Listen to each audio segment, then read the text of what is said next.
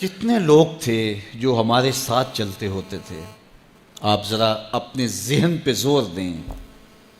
بچپن کے دوست، کلاس فیلوز، کاروباری ساتھی، گلی محلے کے لوگ، رشتہ دار، اعزاء و اقربا، آباء و اجداد، اور کتنے لوگ آپ کے مخالفین، معاندین، یہ ساری ایک فہرست ذہن میں لائیں تو ایک دم خیال پڑتا ہے فلاں بھی چلا گیا، فلاں بھی چلا گیا.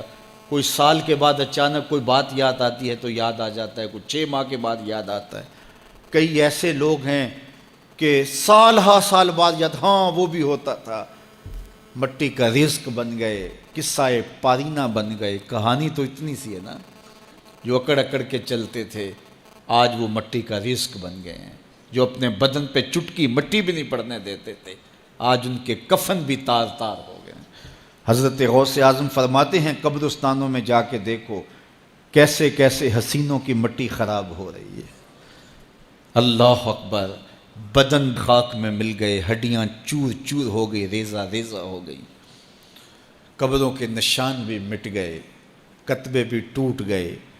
مٹ گیا مشتاق دل سے رنگے یاد رفتگاں، پھول مہنگے ہو گئے، قبریں پرانی ہو گئی. کون کسی کو یاد کرتا ہے؟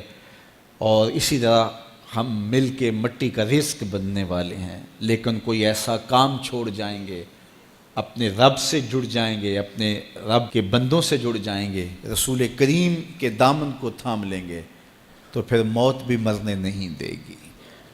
پھر سر خرو اور سر بلند ہوں گے، پھر عزتوں کے تاج سروں پہ رکھے جائیں گے، وقار کی مسند پہ بٹھائے جائیں گے. فقیر نام تنا دا باہو، قبر جنہ دی جیوے ہو. پھر قبروں پہ بھی چراغاں ہوگا جب ہم ان سے جڑ جائیں گے. تو یہ مختصر زندگی کی تمام تر لطافتوں کے حصول کے ساتھ گزرنی چاہیے. کتنے نوجوان ہیں جنہوں نے اپنی توبہ کو مؤخر کیا تھا بڑھاپے کے لیے، اور آج قبرستانوں میں دفن ہیں. آپ جا کے قبرستانوں میں دیکھیں، وہ سوچتے تھے کہ ابھی تو جوانی ہے، جوانی سے لطف اندوز ہو لیں، بڑھاپے میں توبہ کر لیں گے. لیکن بڑھاپا نہیں آیا، موت آ گئی. موت تو برحق ہے، یہ تو آ کے رہنی ہے، لیکن بڑھاپا لازمی نہیں ہے کہ ضروری آئے. حضرت امام غزالی نے ایک بڑی خوبصورت بات لکھی. فرماتے ہیں معاشرے میں نظر دوڑا کے دیکھو، زیادہ بچے ہیں، زیادہ جوان ہیں یا زیادہ بوڑھے ہیں؟ تو کہا آپ کو بچے زیادہ ملیں گے. ہر گھر میں دیکھ لیجئے، بچے زیادہ ہوں گے، جوان ان سے کم ہوں گے، بوڑھے ان سے کم ہوں گے. تو اگر بوڑھے تھوڑے ہیں، جوان زیادہ ہیں، تو غزالی فرماتے ہیں پھر بات سیدھی سیدھی ہے، بڑھاپے تک کوئی کوئی پہنچتا ہے، زیادہ جوانی میں چلے جاتے ہیں.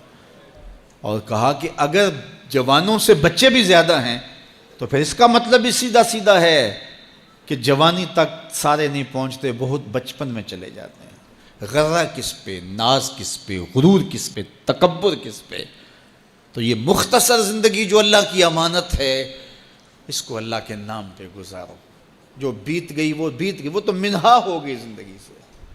وہ مجھے رات سے کچھ لوگ میسج بھیج رہے ہیں کہ آج 16 مارچ ہے اور آپ کا پیدائش کا دن ہے، مبارک ہو. اللہ سب کو جزا دے.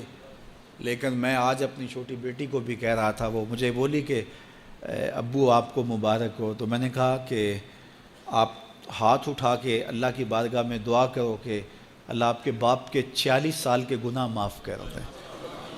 یہ تو زندگی گزر گئی ہے، 46 سال میرے ہاتھ سے نکل گئے ہیں. میں الٹا بھی لٹک جاؤں تو یہ میرے ہاتھ نہیں آ سکتے. اگر میں نے اچھے گزارے ہیں تو مجھے مبارک ہو اگر قبول ہو گئے ہیں، اور اگر اچھے نہیں گزرے تو مجھے توبہ کرنی چاہیے. زندگی کی کوتاہیوں سے توبہ کرنی چاہیے. ہم سمجھتے ہیں ہم بڑے ہو رہے ہیں، حقیقت میں ہم چھوٹے ہو رہے ہیں. ہم اپنی زندگی کے اہداف طے کریں، زندگی کے مقاصد طے کریں. ساری زندگی اس کے گرد سفر کرنی چاہیے. کئی لوگ ساری زندگی گزار دیتے ہیں، ان کو ساری زندگی راستہ ہی نہیں ملتا کہ جانا کدھر ہے. وہ کیوں؟ وَأَضَلُّ السَّبِيلَ. اللہ فرماتا وہ بھٹکے ہوئے مسافر ہوتے ہیں. اللہ سے راستہ مانگو، آہستہ چلو لیکن منزل کا تعین کر کے بڑھو. بڑھتے رہو، منزل تمہارا استقبال کرے گی. آج مشکل ہے تو کل آسانیاں ہوں گی. تو یہ زندگی تیزی کے ساتھ کٹ رہی ہے. لمحہ لمحہ میں اور آپ موت کے قریب ہو رہے ہیں. قبل اس سے کہ وہ وقت آئے کوئی حجت باقی نہ رہے، مجھے اور آپ کو اپنی آخرت کی تیاری کی کوشش کرنی چاہیے.